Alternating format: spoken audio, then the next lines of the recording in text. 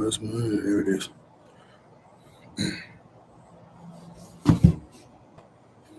All right, this is Sports for Real. I'm excited just like everybody else because in about 10 minutes or less than 10 minutes, Colorado Buffaloes going to be taking on North Dakota State. A very risky game for the Buffaloes.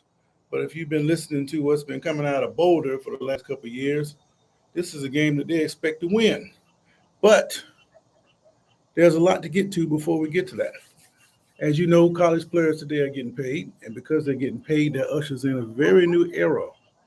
And because we're in a new era, sometimes, like I say, you get what you ask for. And before I get to that, let me just go ahead and tell you I'm going to share my screen with you, and I'm going to talk over the videos. All right. So again, Colorado is taking on North Dakota State tonight. A lot of people are looking for Deion to fall on his head. Um, he talked a lot of trash when he came out of the gate early last year, and then all of a sudden they started sputtering, and now all of a sudden they don't seem to be taking it very well. But they're back to 0-0, just like everybody else. They've had a chance to assess what they did last year. They have reloaded, and they're going to try again this year. But I already have my suspicions about what's going to happen with that. A lot of people think he's going to get fired. I don't think so. I think he's going to walk away. And when his sons go to NFL, and that includes Travis Hunter with his real sons, I think Deion is done in Boulder and anywhere else. But anything beyond that would be terribly shocking to me. But let's get into today's program. Let me share my screen.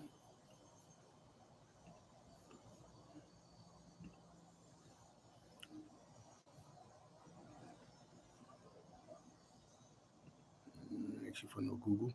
All right, let's go to share my screen. All right.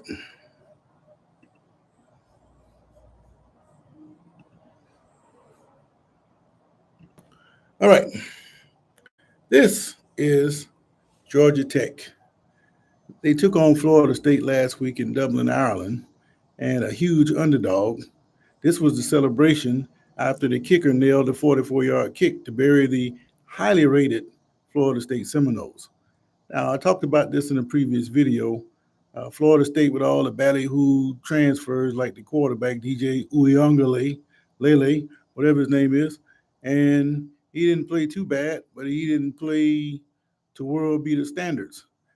Certainly, he hadn't surpassed what we saw last year with Jordan Travis. Took some hits for that, but he's got some growth there. But it looks like to me, he's the kind of player that he's not going to take responsibility for anything, especially his dad. But this was the official begin of what I call professional college football. Players are getting paid now, and because they're getting paid, there's new expectations across the board, not only from the fans, but from the sport itself. And I'll get to that in a minute. Tonight, Deion Sanders starting week one. He's going to begin the season. And what they're trying to do, like everybody else, is be one of the 12 teams to make this year's college playoff. Let me explain to you how it's going to work. There's going to be 12 teams. You're going to have 5 conference champions, and you're going to have 7 of the highest rated teams left. Now, there's a twist to that. There's no top 12 and you're in. It doesn't work that way. The top 5 conference champions, they are going to get the top 5 seeds, meaning that if you're a top 4 seed, you are going to get a bye. And if you're the 5th seed, you get a chance to host a home game against the 12th seed. Now, here's where it gets sticky. Just because you're a conference champion does not mean that you're going to be ranked number 5. You could be ranked number 17. So that team in that 13 and 14 hole, whoever's in position to seemingly get that 12 spot, is going to get knocked out by that low-rated conference champion. That's just the way they have it set up. And it doesn't matter what kind of system you have, somebody's going to get the short end of the stick. And it's going to be that 5th conference champion, depending on what the record is, who knocks that other team out. And it's very possible that that 5th conference champion could have 3 or 4 losses. And I'll explain to you exactly what I mean. But before I get to that, here's how it's going to work. In the first round of the playoffs, you're going to have teams 5 through 12 playing in that first round. Again, that fifth ranked team is going to be the fifth conference champion, and they're going to host a game. The winner of that game is going to move on to the next bracket to take on the fourth conference champion, the lowest conference champion, the fourth seed. Then so on and so forth. You're going to have 1-8. Ideally, you're going to have 1-8, 2-7, 3-6, and a 4-5 game. Then if you make it to the quarterfinals, that's when the traditional bowl games come in, where you have the Rose, Peach, and Sugar Bowl. And looks like I think the Cotton Bowl is tied up into that too. I can't tell what that is. I need to blow that up, but that's going to be the quarterfinal round, that second game there. That's the Fiesta Bowl, I'm sorry. So the Fiesta, Sugar, Rose, and Peach Bowl, they're going to have those quarterfinal games in the second round. Now note this, that fifth conference champion is going to be able to host a game at home. But check this out. They do not host a game for the second round. So you're going to go to additional bowl game. So I would kind of feel cheated if I was one of those top four conference champions, because I would want to host a playoff game myself at home. If you make it to the semifinals, that's going to be Thursday, January 9th, and that's going to take place in the Orange Bowl and the Cotton Bowl. And then you're going to have the national championship game Monday, January 20th. So if you notice the trend here, just like professional football, who keep pushing the Super Bowl back and back and back, now we keep pushing the National Football Championship back and back and back. And if they keep adding teams, before long, college football is going to slip into February, just as pro football is going to threaten March. So pretty soon, you may just have football all year long. It won't be any off season. And going back to what I was telling you about more demands on the players now that they're getting paid, well, let me explain to you what I mean. You have these super conferences now, and you know that Oregon, Washington, USC, and UCLA moved over to the Big Ten. So they had to break up those two divisions that they had, and they had to come up with a creative way to schedule it. I think the Big Ten did a good job of balancing, but it's always going to be a couple teams who end up with a bad draw. And in my opinion, I think Purdue is the team that got the worst draw. Now, there's some other teams that's going to prove to have some tough schedules in the Big Ten, but if you just look down the schedule here, look at their plan. They're going to start out with Notre Dame the second week, even though they got 2 extra weeks to get ready for them. They had a bye week next week. Oregon State, we'll talk about them a little bit later. The improving Nebraska team. Illinois, they're improving. And then you got the so-called heavyweight from the Pac-12, Oregon. You got the big-time heavyweight, Ohio State. And then the week after that, they got Penn State.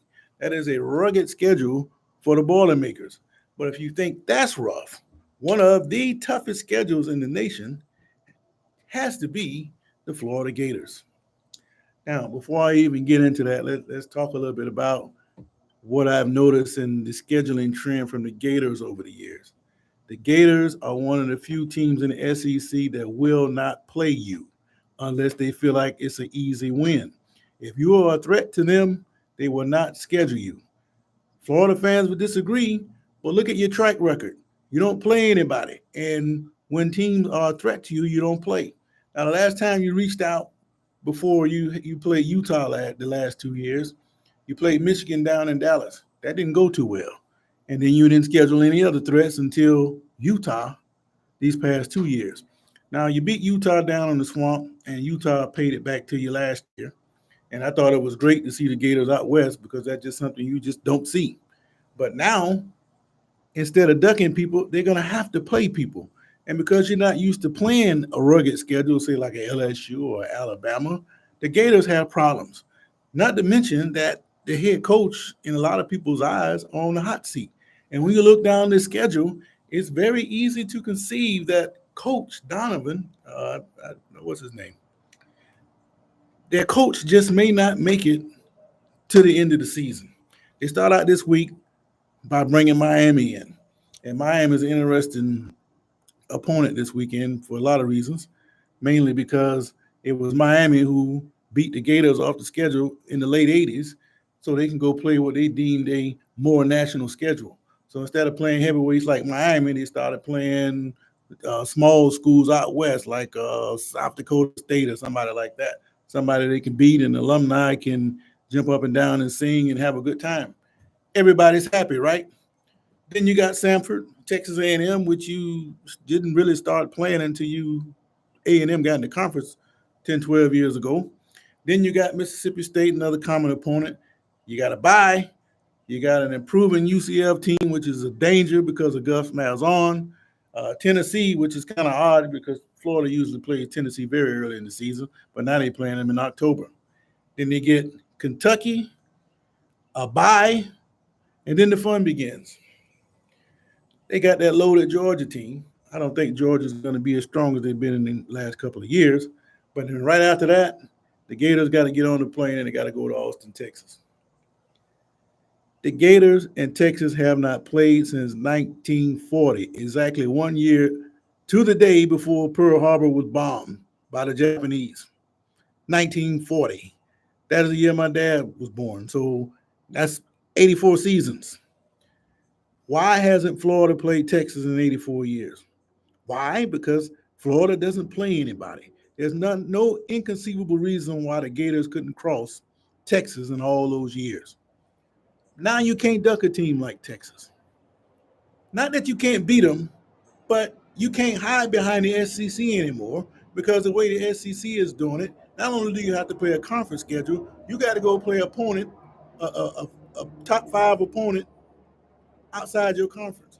Not top five, but a top five conference. Say like a member of the ACC or the Big 12. You got to schedule a team now out of that. And I think that's great that the SEC did that.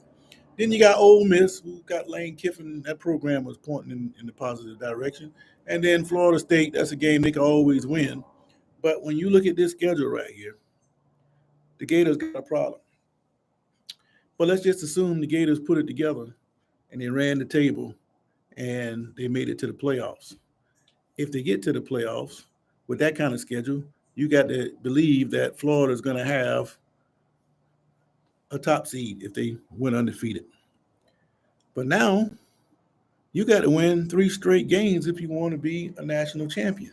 And they're going to all be games like Georgia. They're all going to be games like Texas. And they're all going to be games like Ole Miss. So now that the players are getting paid, that play a tough game and sit down for 2-3 weeks and play another game, those days are gone. Fans want to see the product on the field that they're paying extra for. Now, speaking of the fans, I have to say this. I don't think the way that things are going now are going to last too long. Why? Because fans are used to regional schedules. And because fans are used to regional schedules, they have a pretty idea of guessing about how well their team is going to do in a particular year. If you have all the big dogs in the same conference, in the same pool, everybody can't win on a consistent basis that they've been winning over the years. Now, Florida Bunch, they're an arrogant fan base. They don't act like they ever went 0-11. I do. Back in 79, the Gators didn't win a game. They don't want to remember that. And the way things are set up now, they're going to be on the low end of the win-loss column if schedules like this continue. The coach they have now, he's not going to survive too much longer, especially if he gets off to a slow start. But it don't matter who they bring in there. You can bring in Nick Saban. He's going to lose 3 or 4 games. He's going to take his shots. I mean, if you're truly the best team in the country, you're going to have to prove it week in and week out. You can stumble a little bit, lose a game or 2, still make it to the playoffs. But when you get there, you got more rugged competition once you get to the playoffs. But my point is, if all these teams are in the same pot and all these fan bases expect their teams to win 9, 10 games every year, there's not enough games there. So what's going to end up happening, in my opinion, people are going to be moving on. And the conference is going to be looking to try to improve anyway. So let's just say Mississippi State can't keep up anymore. They might try to find a way to replace Mississippi State with some other better performing team from another conference. It's possible. It's kind of what happened to the teams in the Pac-12. Everybody left, and they left Washington State and Oregon State behind.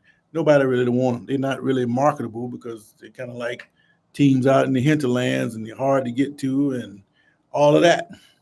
But I'm going to tell you something. once these teams start to get their licks, and I don't care how much money they're making because all of them going to make good money anyway. But once they start taking these licks, what I think is going to happen, they're going to be looking for different places to go. Now, I don't ever see a day that I'd see um, Florida move into another conference because they're situated in a good spot and it really wouldn't make sense. But wins and loss wise, they might consider that. And where might they go? Lo and behold, the Pac 12. Everybody's kicked dirt on the Pac 12. But the Pac 12 was in a marvelous position because you only have those two teams and nobody else wanted. So when all those 10 other schools left the Pac 12, they tried to take their money with them. But the court said no. Guess who ended up with all the money? Washington State and Oregon State. So let's just say Oregon State qualifies for the playoffs and they make all that money, but Washington State does the same thing. They make a whole bunch of money. They whack it up between the two. Those greedy, hungry schools who left to go try to make big TV money elsewhere are going to look at that and say, that is an interesting place to go. Why don't we go up there and be the third team and split some money with Oregon State and Washington State? Surely we can compete with them. California and Stanford, the two dumbest moves I've seen out of all this transfer stuff. These two guys went to the ACC, which means they're going to be going cross country just about every week. Every other week they're cross country. And if not the football team, just look at the travel the basketball team is going to have to make. That is an awful lot of traveling. People are going to get tired of doing that. It's going to get to the point where no matter how much money you get, it just not that doesn't make sense. And I think the first two casualties of all these major conference moves are Stanford and California is going to return back to the Pac-12. So that's going to be 4 teams. Right now, these two teams have an agreement with the Mountain West. And thank God for the Mountain West, because if it wasn't for them, they may not have enough games to go around for these two teams. Now, the provision is they have 2 years that they can play under this 2-team setup. But the way I think is going to happen, you're going to have some other teams like California and Stanford go back home. And then you're going to have some teams who just don't want to get beat up in the Big Ten, like a Purdue. They might go out to the Pac-12. And what you're going to end up having is you're going to still have the same playoff setups, but you're going to have a more national conference, kind of like with the Stanford going to ACC. You might have a Purdue going out to the Pac-12. So kind of like what you have in NFL, you're going to have teams from all over the place in areas that don't seem to make a whole lot of sense. For instance, when the NFL had Atlanta in the NFC West before they came up with this new setup they have now. Yeah, Atlanta played when they came in the league. They were in NFC West all the way up to 2002. So that's the kind of thing that I envision. So while everybody laughing and joking at Oregon State and Washington State, and you going over here because you're making a few extra $1 million, these two guys ended up with all the money. And what's going to happen, like I say, they need at least 6 teams, I believe, to become a major conference, either 6 or 8. And I think after 2 years, they're going to have that. And what you're going to see is the Pac-12 rise again. And then if you get the right people to go out there with them, then they're going to have that TV deal and everything is going to be great in Pac-12, which makes a whole lot of sense to me because, you should have a regional major conference in every region of the country. And I think that's a smart idea for the Pac-12 to regain itself. So, again, today is college football. The question is, can you return home? I believe you can.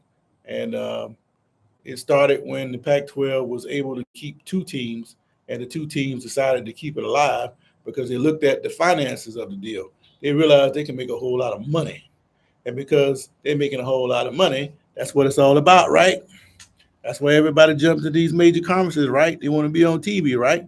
Well, the Pac-12 is going to be on TV too with the Mountain West. They're going to take a couple teams out of the Mountain West. Stanford and Cal is going to go back home, and then you're going to get 3 or 4 other teams that you don't expect is going to pack up and move, and the Pac-12 is going to rise again because it's all about money. So now that the players are getting paid, I think it's a great thing that they are getting paid, but be careful what you wish for because the champion this year, they're going to play a professional schedule. They're going to have to play a professional schedule just to get to the playoffs, especially the best. You got to go to your conference championship games. And you already played 12. That's 13. Then you got to win 3 more to win the national championship. And if you're the 15, you got to play extra games. So you can play up to 17 games, win the national championship. And it ain't that you can play with one opponent 1 week. You got to play with the best opponent 3-4 weeks in a row. And that's where the difference comes in. And you're going to see that play out this year. And I think in the end, when the dust settles, some of these teams are going to go right back where they came from and said, that's okay. We'll make up the money somewhere else. So that's what I see.